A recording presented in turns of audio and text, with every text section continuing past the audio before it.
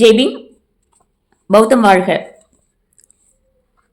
தமபதம் தோழர் யாழநாதி அவர்களினுடைய கவிதை தொகுப்பு தமிழில் கவிதை வடிவத்தில் தொடர்கின்றேன். தெளிந்த உணர்வும் அளவறிந்த உணவும் நம்பிக்கையின் பேரொழியும் தேக்கப்பட்ட ஆற்றலும் அமைந்த வாழ்வு ஆசையை தூண்டும் தீயனாலும் அசைக்கவியலா கல்மலை குன்று. பௌத்தத்தில் பன்னா அதாவது அறிவு, சீலம் அதாவது ஒழுக்கம், விரியா அதாவது முயற்சி, மஜ்ஜிம பதபதா அதாவது நடுவழி, இவற்றினுடைய தொகுப்பாக இந்த வரிகள் அமைந்துள்ளன. அம்பேத்கரிய பார்வையில் சொல்வதனால் சாதி மத அதிகார அடிமைத்தனத்திற்கு எதிரான மனித விடுதலையினுடைய ஒரு கட்டமைப்பாக இருக்கின்றது. தெளிந்த உணர்வு அதாவது பிரஞை, இது பௌத்தத்தினுடைய பார்வையில்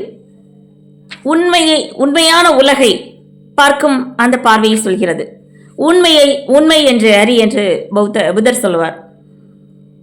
தம்மபதம் அதில் அப்பமதோ அமத்த பதம். அப்பமதம் என்றால் விழிப்புணர்வு. இது அமரத்துவத்தின் பாதையாக சொல்லப்படுகிறது. இங்கே விழிப்புணர்வு என்பது மூடத்தனம், பயம், சாதி அடையாளம் போன்ற தேவையற்ற அடையாளங்களில் இருந்து விடுவிக்கக்கூடிய, அறிவால் தம்மை விடுவிக்கக்கூடிய தெளிவை பற்றி கூறுகின்றது. பாபா சாஹிப் அவர்களின் பார்வையில் சொல்வதானால் சாதி என்பது வெறும் சமூக அமைப்பு மட்டுமல்ல, அது ஒரு மனநோய் சம்பந்தப்பட்ட விஷயம். இதை உடைக்க முதலில் தேவைப்படுவது விழிப்புணர்வு, கான்சியஸ்னஸ். இதனால் இந்த விழிப்புணர்வு என்பது, தெளிந்த உணர்வு என்பது தனி மனித ஞானம் மட்டும் அல்ல, அது சமூக விடுதலையினுடைய தொடக்கமாக அமைந்துள்ளது. அடுத்ததாக அளவறிந்த உணர்வு. இது நடுவழி என்ற அந்த பார்வையில் வருகிறது. மஜ்ஜிம பதிபதா. புத்தர் கடுமையான தவத்தையும் அதே சமயம் அதீதமான இன்பத்தை துய்ப்பதையும் கடுமையாக எதிர்க்கின்றார். இவை இரண்டுக்கும் மத்தியில் உள்ள ஒரு நடுவுநிலை பாதையை தான் தேர்வு செய்ய சொல்கின்றார். இதுவே பௌத்தத்தினுடைய அடிப்படையாக பார்க்கப்படுகின்றது. இந்த உணவு என்பது உடலை கட்டுப்படுத்தும் செயலாக மட்டும் சொல்லப்படவில்லை.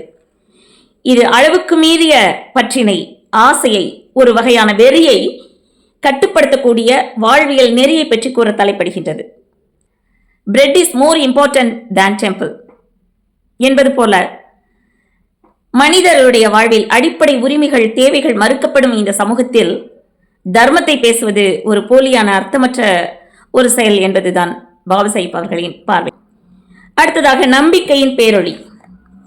நம்பிக்கையின் பேரொளி அதாவது சத்தா. பௌத்தத்தில் நம்பிக்கை என்பது மூட நம்பிக்கை அல்ல, அது அறிவு சார்ந்த ஒரு நம்பிக்கையாக சொல்லப்படுகிறது. இதனுடைய முக்கிய ஆதாரம் காலாம சூத்திரம், காலாம சுதா. இதில் புத்தர் சொல்லுவார், கேள்விப்பட்டது என்பதற்காக மட்டுமே நம்பிவிடாதே, வேதம் சொல்கிறது என்பதற்காக நம்பிவிடாதே, நீயே தீர ஆய்ந்து நன்மை தருகிறது என்பதை உணர்ந்து உன் அறிவுக்கு சரி என்று பட்டால் அதை ஏற்று செயல்படுத்த வேண்டும்.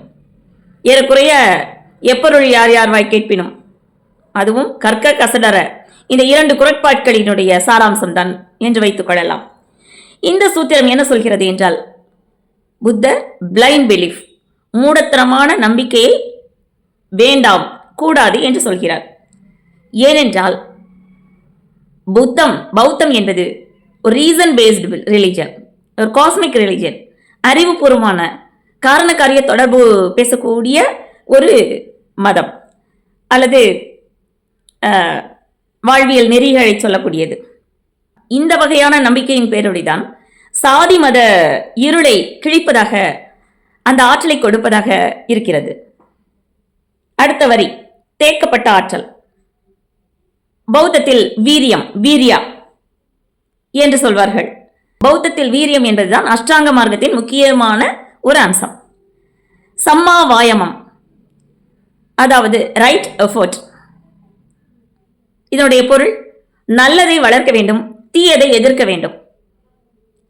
நல்லதை வளர்க்காமல் இருந்தாலும் தவறு, தீயதை எதிர்க்காமல் போராடாமல் இருந்தாலும் தவறு. இரண்டுமே குற்றமான விஷயங்கள் என்பதுதான் பௌத்த பார்வை. ஆக முயற்சி இல்லாமல் யாருக்கும் விடுதலை கிடைக்க முடியாது என்பதுதான் தேக்கப்பட்ட ஆற்றல் என்பதில். அது அந்த ஆற்றல் என்பது உடலின் சக்தியாக மட்டுமல்ல, மனத்தினுடைய வலிமையை பேசக்கூடியதாக இருக்கின்றது. இதைத்தான் பாபா சாஹிப் சொல்வார். அவமானம், தள்ளுபடி, புறக்கணிப்பு எல்லாம் இருந்தாலும் அவர் கல்வியை சேமிக்க சொன்னார். அந்த கல்வி வழி வரக்கூடிய அந்த விழிப்புணர்வை, அது தரக்கூடிய அறிவின் ஆற்றலை சேமிக்க சொன்னார். அதை சரியாக பிரயோகிக்க கூறுகின்றார். அடுத்ததாக, இப்படிப்பட்ட அமைந்த வாழ்வு, அதாவது தெளிந்த உணர்வும் அளவறிந்த உணவும் நம்பிக்கையின் பேரொழியும் தேக்கப்பட்ட ஆற்றலும் அமைந்த வாழ்வு ஆசையை தூண்டும் தீயனாலும் அசைக்கவியலா கல்மலை குன்று. அப்படிப்பட்ட அமைந்த வாழ்வு, அதாவது பௌத்தத்தில் அமைதி என்பது துறவரத்தால் வரும் அமைதி மட்டும் அல்ல. இது சீலம், அதாவது ஒழுக்கம், சமாதி, அதாவது மன பக்குவம், மனக்குவிப்பு, பிரஞை, அதாவது ஞானம், இந்த மூன்றினுடைய கூட்டுத்தொகையாக இந்த அமைதி இருக்கின்றது. இதன்படி புத்தர் 4 வகையான வழிகளை சொல்கின்றார். அரிய அஷ்டாங்க மார்க்கம், that is noble eightfold path. சம்மா வாக்கு, ரைட் ஸ்பீச். சம்மா கமந்த, ரைட் ஆக்ஷன். சம்மா ஆஜீவ, ரைட் லைவ்லிஹுட். இது போன்ற இந்த 4ம் இணைந்த அப்படிப்பட்ட ஒரு வாழ்க்கையை தான் புத்தர் சொல்கின்றார். அம்பேத்கர் இதிலிருந்து எந்த விஷயத்தை சொல்ல முற்படுகிறார் என்றால், சமூக ஒழுக்கம் என்பது இல்லாமல் தனி மனித ஒழுக்கம் இருக்க முடியாது. சமூகம் இல்லாமல் தனி மனிதன் இல்லை. தனி மனிதனுடைய ஒட்டுமொத்த வாழ்வியல் தான் சமூகம் என்று சொல்லுவோம். ஆக இப்படிப்பட்ட வாழ்வில் அமைதியாக இருப்பது என்பது ஒரு சமூகம் சமத்துவமாக இருக்கும் பொழுதுதான் அது தனி மனித வாழ்வின் உரிமையை பற்றி பேசக்கூடியதாக, பிரதிபலிக்கக்கூடியதாக இருக்கும் என்பதுதான் பௌத்த அம்பேத்கரியம் கூறக்கூடிய பார்வை. அடுத்ததாக, ஆசையை தூண்டும் தீயனாலும் அசைக்கவியலா கல்மலை குன்று. இதில் பௌத்தத்தின் மையமாக 4 விஷயங்கள் சொல்லப்படுகின்றன. ஒன்று, துக்கம் இருக்கிறது. அடுத்து, இந்த துக்கத்தினுடைய காரணம், இந்த துன்பத்தினுடைய காரியம் ஆசை, அதாவது தன்ஹா.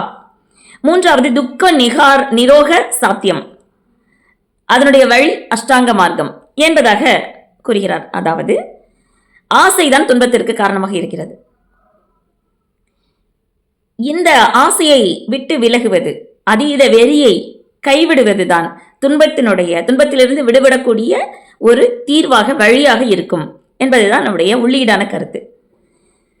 ஆக தன்காவை ஊட்டும், அதாவது ஆசையை கொடுக்கக்கூடிய சமூக சக்திகளான பேராசை, அதிகாரம், சாதி, மதவெறி, இவைகளை நாம் விட்டொழிக்க வேண்டும் என்பதுதான் புத்தர் சொல்ல வருகிறார். பாபா சாஹிப் அவர்கள் சொல்லுவார், சாதி என்பது ஒரு புனித அமைப்பு கிடையாது. அது ஆசை, அதிகாரம், மேலாதிக்க மனநிலை இவற்றினுடைய நிறுவன வடிவமாக இருக்கின்றது. ஆனால் ஒரு மனிதன் தெளிந்த உணர்வு, ஒழுக்கம், அறிவு, முயற்சி இவற்றினால் அமைந்த ஒரு வாழ்வை கட்டி எழுப்பினால் அவன் கல்மலை குன்று போல நிமிர்ந்து நிற்கின்றான், வலிமையாக நிற்கின்றான். அவனை யாரும் அசைக்க முடியாது. ஏனென்றால் அவனிடம் இருப்பது நம்பிக்கையின் ஒளி, தம்மத்தின் ஒழுக்கம், சமத்துவத்தின் நீதி என்பதாக பாபா சாஹிப் சொல்லுவார். சாதி மத இருளில் மனிதனை மனிதனாக்கும் ஒளியே தம்மம். இந்த தம்மம் மனித உரிமை, சமத்துவம், சுயமரியாதை இவற்றினுடைய கட்டமைப்பாக இருக்கின்றது. பௌத்தம் என்பது ஆன்மீக துறவுக்கான வழி மட்டும் அல்ல, அது சமூக விடுதலைக்கான அறிவியல் நெறி.